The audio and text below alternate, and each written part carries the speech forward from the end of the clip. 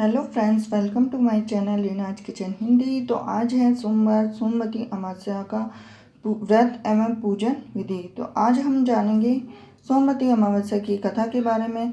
तो इस दिन जो कथा कही जाती है वह सर्वमान्य और सर्वसंपन्न कथा है, जो कि सभी को सुननी भी चाहिए और कभी भी कथा अधूरी नहीं सुननी चाहिए। तो सोमवती अमावस्या अब कब आती है, आइए हम जानते हैं। तो जब भी कोई अमावस्या सोमवार को आती है तो जब हम उसे सोमवती अमावस्या कहते हैं। हिंदू धर्म में इस व्रत का बहुत महत्व है और इस दिन दान का भी बहुत महत्व होता है। इसी के साथ जो सोमवती अमावस्या है उसका व्रत किया जाता है। महिलाएं अपने अखंड सौभाग्य के लिए करती हैं। इस दिन सुहागन स्त्रियां सिर धोकर स्नान करती हैं, फिर पीपल और तुलसी के पेड़ की पूजा करके कथा सुनती हैं और अपनी श्रद्धा अनुसार 108 वस्तुएं, 11 वस्तु, 1.25 किलो, 1.25 पाव सामान दान करती हैं। यह व्रत सुहागिन स्त्रियां अपने सुहाग की लंबी उम्र के लिए रखती हैं। अब सुबह सवेरे तो इसकी कथा भी बहुत ही ज़्यादा सर्वमान्य है। इस कथा को सुनने से सुहागिन स्त्रियों को लंबी आयु का वरदान मिलता है। तो इसके पीछे एक कहानी है जो कि मैं आपको सुनाती हूँ। तो एक बार एक ब्राह्मणी थी। वह सवेरे एक ब्राह्मण भिक्षा मांगने आता था। जब भी साहूकार की कोई बहू या सेठानी उसे भिक्षा देती तो वह उन्हें आशीर्वाद देता। कहता, सेली हो जे, सपूती हो जे, अपने पति के कांधे राज कर जे। जब भी साहूकार की बेटी भिक्षा देती तो वह उसे आशीर्वाद देता। वो कहता, सेली हो जे, सुखी हो जे, अपने भाई भौजाई के कांधे राज कर जे। परंतु जब मैं भिक्षा देने जाती तो मुझे आशीर्वाद देते हुए कहते कि सेली हो जे, सुखी हो जे, अपने भाई भौजाई के कांधे राज कर जे। तो उसकी माँ ने कहा कि तू कल भिक्षा देने तो उसकी माँ ने कहा कि तू कल भिक्षा देने जाना। जब वो तुझे आशीर्वाद देंगे तो मैं उनसे ऐसा कहने का कारण पूछूंगी। तो अगले दिन पंडित जी जब भिक्षा लेने गए तो माँ ने बेटी को भिक्षा देने भेजा और जब पंडित जी ने आशीर्वाद दिया तो उसकी माँ वहाँ आ गई और पंडित जी से कहने लगी कि आप इसे ऐसा आशीर्वाद क्यों देते हैं। तो पंडित जी ने कहा कि इसकी किस्मत में सुहाग नहीं है, इसीलिए मैं इसे ये आशीर्वाद देता हूँ। तब सेठानी जी ने पंडित जी से पूछा कि इसका कोई उपाय नहीं है क्या इसका सुहाग बना रहे। तो इसका उपाय जानने के लिए तब पंडित जी ने अपनी पोथी पुराण खोल कर देखे और कहा कि एक उपाय है, यदि सोना दुपनी इसकी शादी में आकर इसको आशीर्वाद दे तो इसका पति बच सकता है। तो उसकी माँ पूछती है कि सोना दुबन कहाँ रहती है। तो पंडित जी कहते हैं कि 7 समंदर पास सोना दुबन का गाँव है। अब दोनों भाई सेठानी अपने बेटों से कहती है कि सोना दुबन के गांव उसकी बहन को लेकर जाना। 6 बेटे तुम मना कर देते हैं लेकिन 7वां बेटा तैयार हो जाता है। दोनों भाई बहन सोना दुबन के गांव के लिए रवाना हो जाती हैं। समुद्र के किनारे पहुंच जाते हैं जहां समुद्र पार करने के लिए दोनों एक पेड़ के नीचे बैठे होते हैं। उसी समय पेड़ के नीचे बाबी में से एक सांप निकलता और पेड़ चढ़ने लगता है। उसी समय बहन की नज़र उस सांप पर पड़ जाती है तो वह अपने भाई से कहती है कि देख, किस पक्षी के अंडे पेड़ पर है जिसे ये सांप मारकर खा जाएगा। बेचारे अपने बच्चे न पाकर कितने दुखी होंगे। तब भाई उस सांप को मारकर वही टोकरी के वहाँ फेंक देता है। तो उस सांप को जब हंस हंसनी आते हैं तो आज उन्हें अपने अंडे घोंसले में रखे मिलते हैं। तो हंसनी खुश होकर कहती है कि रोज़ तो कोई पापी हमारे अंडे मारकर खा जाता था। तब वह बहन उनसे कहती है कि वह उन्हें टोकरी के नीचे पड़ा सांप दिखती है कि रोज वह सांप आपके अंडे खा जाता था, आज हमने उसे मार दिया है।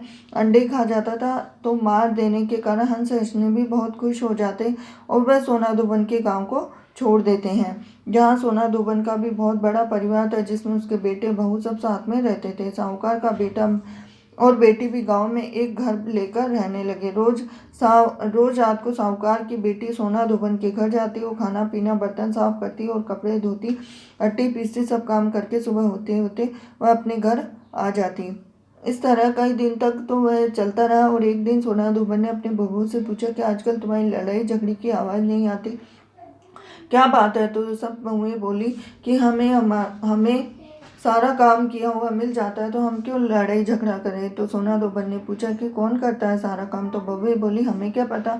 तो सोना दुबन कहती है कि आज तो उसे नींद आ गई थी लेकिन अब जब भी हाथ पैरों में चीरा लगाकर नमक मिर्च लगाकर बैठेगी तो नींद नहीं आएगी। तो रात भर जगने के कारण उसको लड़की उसके पीकदान की पीक फेंकते कहते और वह उसका हाथ पकड़ लेती। तू कौन है? भूत है, चुड़ैल है? तो सोना धोबन कहती कि आज तो उसे नींद आ गई थी, पर अब वो हाथ पैरों में चीरा लगाकर उनमें नमक मिर्च लगाकर बैठेगी ताकि नींद नहीं आएगी। और वह रात भर जागती रही। जब वह लड़की उसके पीकदान की पीक फेंकते ही उसके कमरे में आती है तो उसका हाथ पकड़ लेती, बोलती तू कौन है? तू भूत है, चुड़ैल है?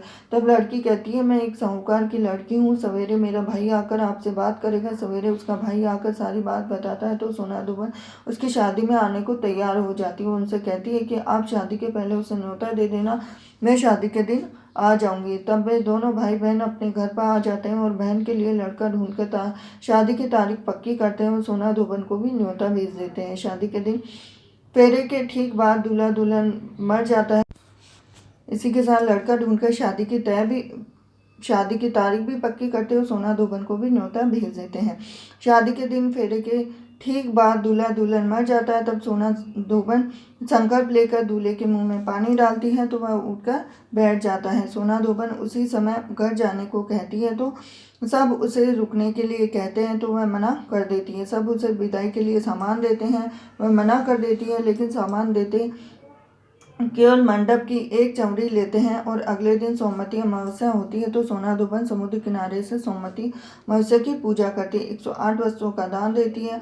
आज उसके पास कुछ नहीं था तो उसने मंडप की चमड़ी के 108 टुकड़े करे और उसमें समुद्र किनारे की मुट्ठी मुट्ठी रेत रखकर संकल्प लेती है कि आज के पहले मैंने जितने भी सोमवती अमावस्या के लिए व्रत किए हैं साहूकार की बेटी के पति को दिए। पर उन्होंने मंडप की चमड़ी के 108 टुकड़े करे और उसमें समुद्र किनारे की मुट्ठी मुट्ठी रेत रखकर संकल्प लेती है कि आज के पहले मैंने जितने भी सोमवती अमावस्या के व्रत किए वह सारे फल साहूकार के पति को मिल जाए। तो आज जो व्रत किया उसका फल मेरे पति को भी दे देना। उधर से उसका पति भी मर जाता है। सोना धोबन घर पहुंची है तो रोना मचना रहता है। सोना धोबन का पति मर जाता है तो उन्होंने जाने से पहले घर में सबको बोल दिया था कि मेरे पीछे से कुछ भी हो जाए वैसा ही रहने देना। तो वह ऐसा कहना है। सोना धोबन घर पहुंचते ही संकल्प लेते कि आज से पहले की सोमवती अमावस्या का फल उस साहूकार की बेटी के पति को दिया है तो आज के व्रत का फल मेरे पति को लगे, कहकर अपने पति के मुंह में जल डालती है और उसके पति उठ जाते हैं।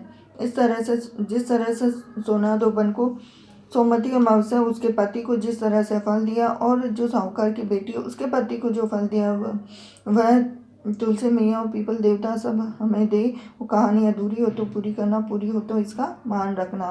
तो आशा करती हूँ कि आपको ये वीडियो जरूर पसंद आया होगा। वीडियो पसंद आया तो वीडियो को लाइक कीजिए, चैनल को सब्सक्राइब कीजिए और बेल आइकन को जरूर दबा देना। हिंदू सभ्यता के 30 त्योहार व्रत पूजा विधि के लिए बने रहिए मेरे साथ रीना किचन हिंदी पर। हरे कृष्णा।